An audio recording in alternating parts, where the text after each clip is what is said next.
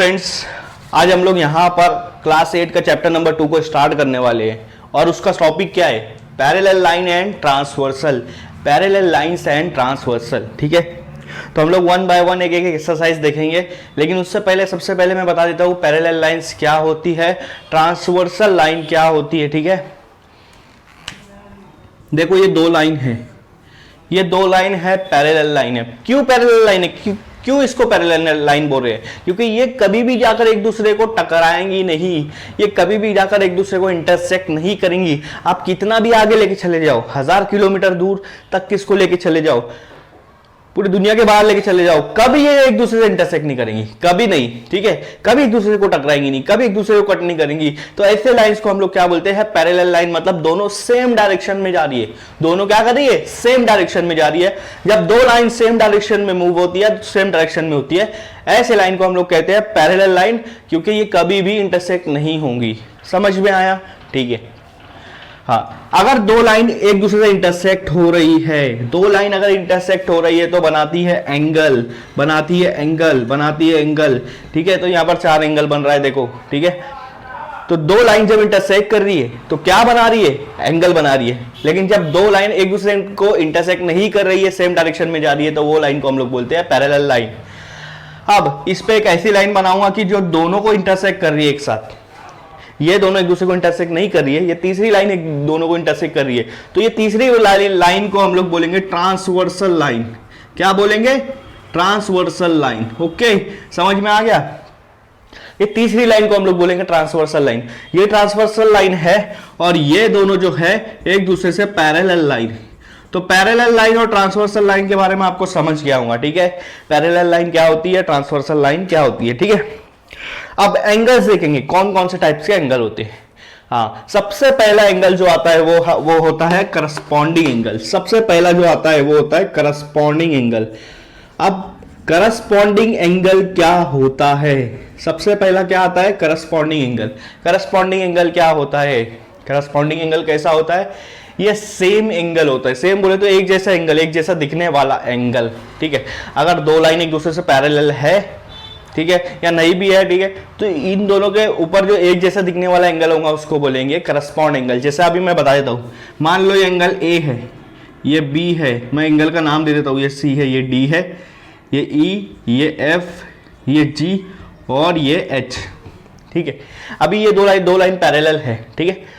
देखो angle A, देखो angle A इस तरह से बन रहा है, ये है तुम्हारा एंगल ए, ये एंगल ए को मैंने यहां बना दिया, ठीक है। इसके जैसा सेम एंगल कहां बन रहा है? ये वाला बनेगा क्या? नहीं, ये तो इस तरह से बन रहा है, ठीक है। ये वाला बन रहा है क्या? नहीं, ठीक है। ऐसा ही दिखने वाला एंगल नीचे कहां बन रहा है? ई पर, नीचे बन रहा है ई पर, ट्रांसवर्सल लाइन पे। जब एक ट्रांसवर्सल लाइन पे, ठीक है, दो लाइन को जब एक ट्रांसवर्सल लाइन कट करती है तो उन पे जो सेम दिखने वाला एंगल होता है वो हमारा होता है correspond angle.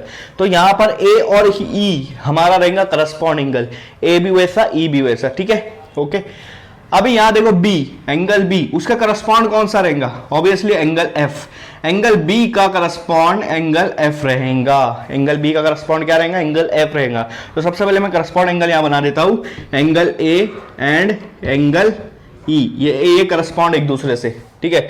Angle B and angle F ये एक दूसरे से करस्पॉन्ड है, बी ये वाला, एफ ये वाला, ठीक है। हाँ, एंगल सी का करस्पॉन्ड कौन सा होगा? एंगल सी का करस्पॉन्ड, एंगल सी इस तरह से, तो उसका करस्पॉन्ड कौन सा होगा? Angle G. Okay, angle D का करस्पॉन्ड कौन सा होगा? एंगल डी का करस्पॉन्ड होगा यहां पर एंगल एच। तो ये चारों एक दूसरे करस्पॉन्ड, ये इसको बोलेंगे corresponding angle, corresponding angle pair, इसको बोलेंगे करस्पॉन्डिंग एंगल पेयर, ठीक है। ये हमारा करस्पॉन्डिंग पेयर भी बोल सकते हैं, करस्पॉन्डिंग एंगल पेयर बोल सकते हैं। तो यहां पर हमने करस्पॉन्डिंग एंगल देख लिया, ठीक है, करस्पॉन्डिंग एंगल। अब सेकंड एंगल जो होता है, सेकंड एंगल होता है यहां पर अल्टरनेट इंटीरियर एंगल। याद रखो कौन सा एंगल होगा? Alternate interior angle. Alternate interior angle, alternate angle वो जो बनाता है जेड, या अगर खड़ा है तो बनाएगा एम, ठीक है। तो इसको बोलेंगे अल्टरनेट इंटीरियर एंगल। देखो अल्टरनेट इंटीरियर एंगल इस तरह का शेप बनाता है या इस तरह का शेप बनाता है, इसको हम लोग बोलेंगे अल्टरनेट एंगल। यहां अंदर जो आता है ये इंटीरियर होता है और जो बाहर आता है उसको एक्सटीरियर कहते हैं, ठीक है। तो अभी हम लोग देख रहे हैं अल्टरनेट इंटीरियर एंगल। क्या देख रहे हैं हम लोग? अल्टरनेट इंटीरियर एंगल, ठीक है। यहां पर अल्टरनेट इंटीरियर एंगल कौन सा रहेगा? इंटीरियर बोले तो दोनों लाइन के अंदर वाला, इंटीरियर बोलेंगे तो दोनों लाइन के अंदर वाला। अब दो लाइन के अंदर कौन सा एंगल आ रहा? सी डी ई एफ, ये 4 एंगल आ रहा है। इसमें इंटीरियर कौन सा है? इंटीरियर अल्टरनेट कौन सा है? सॉरी, इंटीरियर अल्टरनेट कौन सा है? एंगल सी और एंगल एफ। देखो आप, angle C and angle F, ये दोनों है आपका इंटीरियर अल्टरनेट एंगल, क्योंकि ये जेड बना रहे हैं। एंगल सी ये वाला है और एंगल एफ ये वाला है। ये एंगल सी है, ये एंगल एफ है, ये बना रहे हैं आपका इंटीरियर अल्टरनेट एंगल, ठीक है। सेकंड कौन सा है? डी और ई, एंगल डी और एंगल ई, एंगल डी और एंगल ई, ये क्या बना रहे हैं? ये बना रहे हैं आपका इस तरह से अल्टरनेट एंगल। ये इसको बोलेंगे हम लोग इंटीरियर अल्टरनेट एंगल। ये दोनों को, एंगल डी यहां पर आ रहा है और एंगल ई यहां पर आ रहा है, इसको बोलते हैं अल्टरनेट इंटीरियर एंगल। समझ में आया? बहुत इजी है, ठीक है। Alternate interior angle concept clear हुआ? Okay, so let's move to the third angle, third angle. और थर्ड एंगल हमारा कौन सा है? Alternate exterior angle, alternate exterior angle, exterior angle, ठीक है। अब अल्टरनेट एक्सटीरियर एंगल कौन सा होगा? इंटीरियर तो देख लिया, दोनों लाइन के अंदर वाला। एक्सटीरियर रहेगा दोनों लाइन के बाहर वाला, और वो भी क्या रहेगा? अल्टरनेट रहेगा, ठीक है। यहां पर अल्टरनेट एक्सटीरियर एंगल कौन सा है? देखो कौन सा है alternate exterior angle. Angle A को देखो, एंगल ए इस तरह से है, ठीक है, बाहर है। उसका अल्टरनेट कौन सा रहेगा? एंगल एच, एंगल एच इधर है, वो भी बाहर है, इसको बोलेंगे अल्टरनेट एक्सटीरियर एंगल, ठीक है। आप एंगल डी को नहीं ले सकते, ठीक है, ये अपोजिट एंगल होता है। तो अल्टरनेट एक्सटीरियर एंगल में कौन कौन सा आएगा? Angle A and angle H, angle A and angle H. दूसरा आप ये देखो, एंगल बी, एंगल बी, और उसके अपोजिट एक्सटीरियर में कौन सा है? एंगल जी है। तो ये दोनों आपका रहेगा अल्टरनेट एक्सटीरियर एंगल, क्योंकि ये देखो ये भी बाहर है, ये भी बाहर है, और दोनों अल्टरनेट एक दूसरे से। एंगल ए भी बाहर है, एंगल एच भी बाहर है, और दोनों एक दूसरे से क्या है? अल्टरनेट है। तो इनको बोलेंगे अल्टरनेट एक्सटीरियर एंगल, इनको बोलेंगे अल्टरनेट एक्सटीरियर एंगल, ठीक है। इंटीरियर हमने ये देखा जो लाइन के अंदर थे, और एक्सटीरियर हमने देखा लाइन के बाहर है, और वो भी अल्टरनेट है। समझ में आया? हाँ। फोर्थ टॉपिक, फोर्थ एंगल का जो टॉपिक है वो आपका रहेगा इंटीरियर एंगल, सिर्फ इंटीरियर एंगल। अब इंटीरियर एंगल कौन सा होता है? इंटीरियर एंगल, इंटीरियर एंगल यहां पर कौन सा होगा? इंटीरियर एंगल वो होगा, मैं आपको बताता हूं। एंगल सी और ई देखो, एंगल सी और ई इस तरह से, ये सी है, ये ई है, ये दोनों एक दूसरे, ये दोनों क्या है? इसको बोलेंगे हम लोग इंटीरियर एंगल। इसको क्या बोलेंगे? Interior angle. एंगल डी और एंगल एफ देखो, एंगल डी और एंगल एफ, ये एक दूसरे से इंटीरियर एंगल है। तो ये इंटीरियर एंगल और ये इंटीरियर एंगल, एंगल सी और ई ये एक है पेयर, और एंगल डी और एफ ये एक पेयर है इंटीरियर एंगल का। तो ये 4 एंगल आपको यहाँ समझना है। करस्पॉन्डिंग कौन सा होता है? जो सेम टाइप का दिखता है, ऊपर नीचे होता है या फिर, ठीक है। अल्टरनेट इंटीरियर एंगल जो जेड बनाता है और अंदर होता है। एक्सटीरियर बोले तो जो बाहर होता है वो भी अल्टरनेट होता है, और इंटीरियर एंगल हमारा दो लाइन के बीच में होता है, एक साइड में होता है, ठीक है। ओके, यहाँ पर 4 टॉपिक आपका क्लियर होंगे एंगल का। Let's move to the exercise 2.1। Okay, चलो। हाँ, so friends, question number exercise 2.1 का क्वेश्चन नंबर 1 है, ठीक है।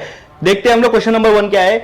In the adjoining figure each angle is shown by a letter. ये जो फिगर है इसके अंदर हर एंगल को लेटर से शो किया है। P Q R S W X Y Z, ये सारे क्या है? एंगल्स है। Fill in the box with the help of figure. Figure के जरिए से हम लोग को फिल इन द बॉक्स करना है। वहां पे क्वेश्चन में दिया है करस्पॉन्डिंग एंगल, और दूसरा क्वेश्चन पूछा है इंटीरियर अल्टरनेट एंगल क्या है, ठीक है। अब मेरे को यहाँ पर बताओ करस्पॉन्डिंग एंगल कौन से होंगे। पहली बात तो यहाँ पर कोई भी पैरेलल लाइन नहीं है, और हमको उसका लेना देना नहीं है यहाँ पर, क्योंकि यहाँ पर हमको कोई एंगल को फाइंड आउट नहीं करना है, ठीक है। किसी के वैल्यू फाइंड आउट नहीं करना है, वो तब लगता है हम लोग को। तो देखो यहाँ पर करस्पॉन्ड एंगल कौन कौन सा है। आप सबसे पहले देखो एंगल पी, एंगल पी को देखो, एंगल पी, एंगल पी दिख रहा है आपको ये वाला, उसका करस्पॉन्ड होगा उसके एकदम नीचे एंगल W। एंगल P का करस्पॉन्ड उसके नीचे होगा। ये इस तरह से L बन रहा, तो ये भी इस तरह से ही L बनेगा। एक साइड वाला L, एक साइड वाला L, थोड़ा सा चेंज है, क्यों? क्योंकि यहाँ पर लाइन पैरेलल नहीं है, बट उससे कोई मैटर नहीं करता, ये आपका दोनों क्या है? करस्पॉन्ड एंगल है। तो एंगल P और पहली पेयर है एंगल पी की एंगल डब्ल्यू के साथ, ये आपका करस्पॉन्ड एंगल है, एंगल पी और एंगल डब्ल्यू। समझ में आया? पहला क्लियर, ठीक है। दूसरा, एंगल क्यू का करस्पॉन्ड कौन होगा? एंगल क्यू का करस्पॉन्ड कौन होगा? कौन सा एंगल होगा? एंगल क्यू का करस्पॉन्ड ऑब्वियसली उसके नीचे वाला सेम। अगर ये इस तरफ का एल बना रहा है तो ये भी एल बना रहा है, ये इधर राइट साइड में एल बना रहा है, ये भी राइट साइड में एल बना रहा है, ठीक है। तो एंगल क्यू का करस्पॉन्ड है एंगल एक्स। एंगल क्यू का करस्पॉन्ड कौन सा है? एंगल एक्स है, ओके। एंगल आर का, ठीक है, पी क्यू आर का चेक करते। एंगल आर का करस्पॉन्ड कौन है? एंगल आर का करस्पॉन्ड कौन सा है? एंगल आर देखो इस तरह से नीचे एल बना रहा है, ठीक है, उल्टा वाला नीचे वाला इस तरह से शेप बना रहा है। तो ऐसा शेप कौन बना रहा है? सिर्फ एक ही है, वो वाई है, ठीक है। थोड़ा सा चेंज है, उसका मैटर मत करो। आपका शेप देखो, आर इस तरह बन रहा है तो उसका करस्पॉन्ड कौन होगा? वाई होगा। तो एंगल आर का करस्पॉन्ड है एंगल वाई, एंगल आर का करस्पॉन्ड है एंगल वाई, ठीक है। और एंगल एस का करस्पॉन्ड कौन सा होगा? एंगल एस इस तरह से बन रहा है आपका, उसका करस्पॉन्ड एंगल Z होगा, वो भी इस तरह से बन रहा है। तो एंगल S का करस्पॉन्ड है एंगल Z, एंगल S का करस्पॉन्ड है एंगल Z। तो करस्पॉन्डिंग एंगल समझ में आया आप लोगों को, ठीक है। सेम साइड में उस तरह का शेप बनाता है दोनों एंगल, तो वो हम लोग उसको मानते हैं करस्पॉन्ड एंगल। ट्रांसवर्स लाइन में होना चाहिए, ट्रांसवर्स लाइन एक ही होना चाहिए, ठीक है, दोनों की। समझ में आ गया? अब एक ट्रांसवर्स लाइन होना चाहिए दोनों एंगल के बीच में। अब सेकंड क्वेश्चन ये है, इंटीरियर अल्टरनेट एंगल क्या है? Interior alternate angle. Alternate angle कौन सा है? जो Z बनाता है। इंटीरियर बोल रहा है तो दोनों लाइन के बीच में एंगल S ले लो, ठीक है, एंगल S ले लिया।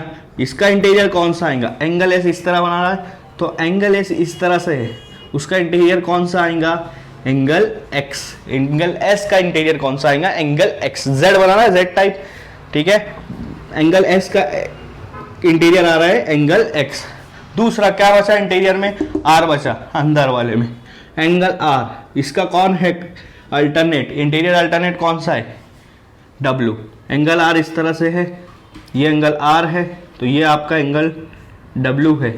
ये दोनों एक दूसरे से क्या है? अल्टरनेट एंगल है, और दोनों इंटीरियर है, इसलिए हम लोग यहाँ पर इंटीरियर अल्टरनेट में इन दोनों की पेयर बनाएंगे, एंगल R और एंगल W।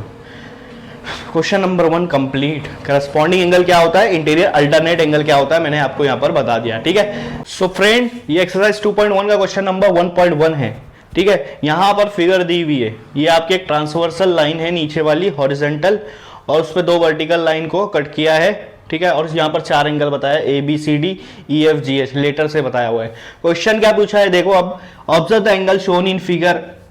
जो फिगर दी हुई है ना उसको ऑब्जर्व करो, उसको देखो। तो मैंने आपको पहले बता दिया कैसे एंगल दिया हुआ है, ठीक है, कैसी लाइन दी हुई है, ऑब्जर्व कर लिया हमने। आगे क्या पूछा है? Right the following pair of angle. अब यहाँ पर क्वेश्चन जो दिया है उसके पेयर लिखो, उस एंगल के पेयर लिखो। पहला क्वेश्चन क्या है? Interior alternate angle. मैंने बताया ना इंटीरियर अल्टरनेट एंगल क्या हुआ, इसमें कौन सा हुआ इंटीरियर अल्टरनेट एंगल? जिसको नहीं पता वापस से बता देता हूँ। इंटीरियर अल्टरनेट एंगल क्या होता है? ट्रांसवर्सल लाइन के अपोजिट साइड में होता है, ठीक है, अल्टरनेट साइड में होता है। अल्टरनेट साइड में मतलब या तो Z बनाता है या तो N बनाता है। यहाँ पर देखो N बनाएगा यहाँ इस तरह से, या फिर इस तरह से बनाएगा यहाँ, तो इन दोनों के बीच में अंदर। अब इंटीरियर बोला है ना, सबसे पहले इंटीरियर बोले तो ये दोनों लाइन के अंदर जो 2 लाइन पकड़ रहे हो ना, ट्रांसवर्सल लाइन के ऊपर जो 2 लाइन बनी है ना, उसके अंदर वाले एंगल लेना है। उसके अंदर कौन सा एंगल है? BCEH, ये 4 एंगल है, ठीक है। हाँ, अब ये एंगल में जो Z बना रहे हैं वो 2 एंगल पकड़ो, वो आपका इंटीरियर अल्टरनेट एंगल का पेयर है। हाँ, सबसे पहले मैं एंगल B पकड़ लेता हूं। क्या पकड़ लेता हूं? Angle B।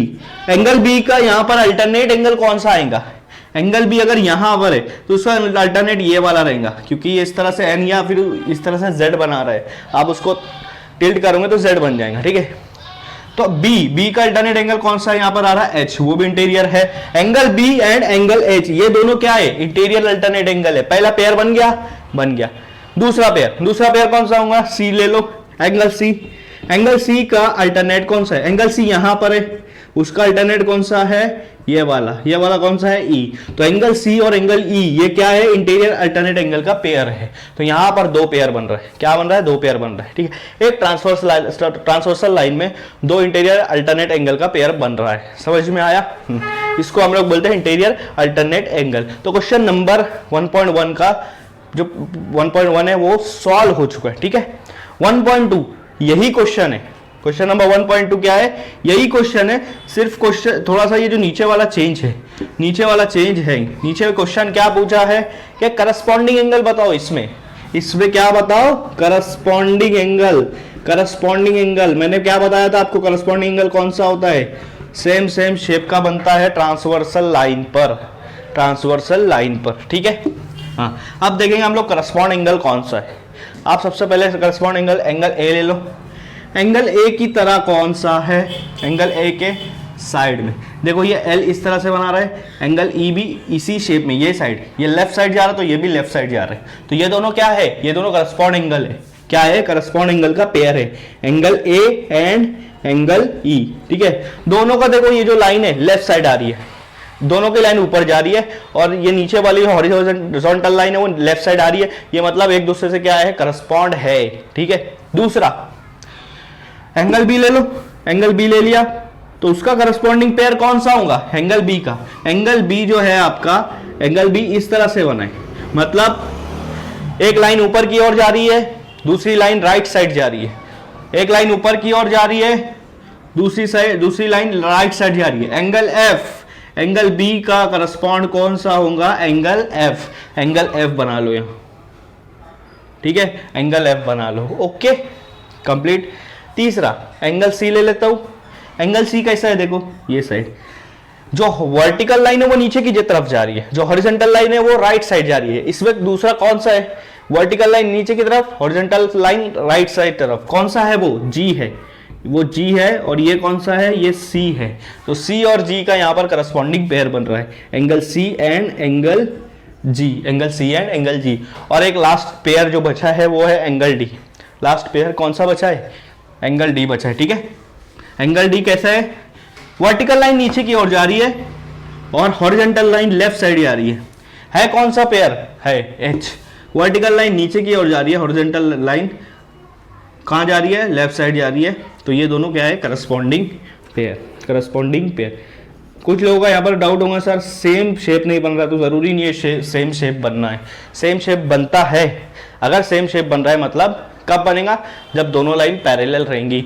तो अगर दोनों लाइन पैरेलल है तो सब करस्पॉन्डिंग पेयर सेम रहेगा, मतलब अगर ये दोनों लाइन पैरेलल होती तो ए और ई सेम आता, बी और एफ सेम आता, ठीक है, ओके।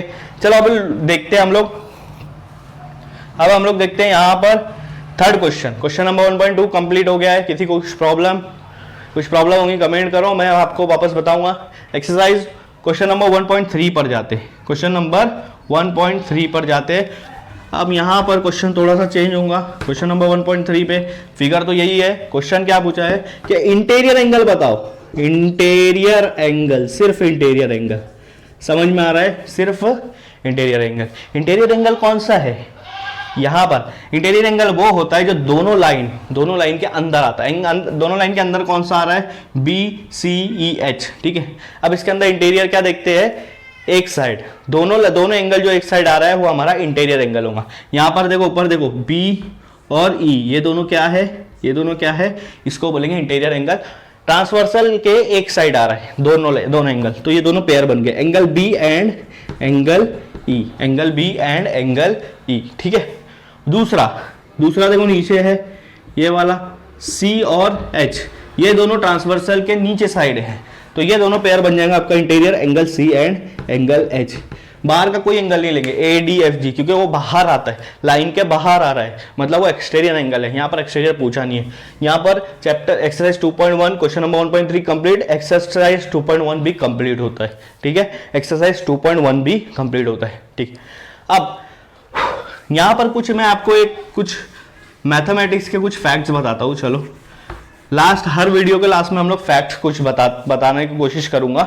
फैक्ट्स देखो, जो 4 नंबर होता है, कभी आपको पता है 4 नंबर को हम लोग बोलते हैं ब्लैक होल नंबर। 4 नंबर को क्या बोलते हैं, ब्लैक होल नंबर। अब क्यों 4 को ब्लैक होल नंबर बोलते हैं मैथ्स में, मैं उसका रीजन दे देता हूं। क्योंकि 4 सारे वर्ड्स जो है ना 4 पे आकर अटक जाते हैं। उसका मैं एग्जाम्पल बताता हूं। मान लो मैथमेटिक्स लिख देता हूं मैं, क्या लिख देता हूं, मैथमेटिक्स। इसमें कितने लेटर है? 1 2 3 4 5 6 7 8 9 10 11 लेटर है। कितने लेटर है? 11 लेटर है। अब ये 11 को मैं वर्ड्स में लिखता हूं, ELEVEN। 11 में कितने लेटर है? 1 2 3 4 5 6, 6 लेटर है। कितने? 6 लेटर, ऑब्वियसली 6 लेटर है, ठीक है। 6, इसको इंग्लिश में क्या बोलेंगे? 6। 6 को मैं वर्ड्स में लिख देता हूं 6, ठीक है। 6 में कितने लेटर है? 3 लेटर है, 3 लेटर है। 3 को इंग्लिश वर्ड में लिख देते हैं THREE। कितने लेटर है? 1 2 3 4 5, कितने लेटर है? 5 लेटर है। 5 को मैं इंग्लिश में लिख देता हूं FIVE, 5, कितने लेटर है? 1 2 3 4, 4 लेटर है।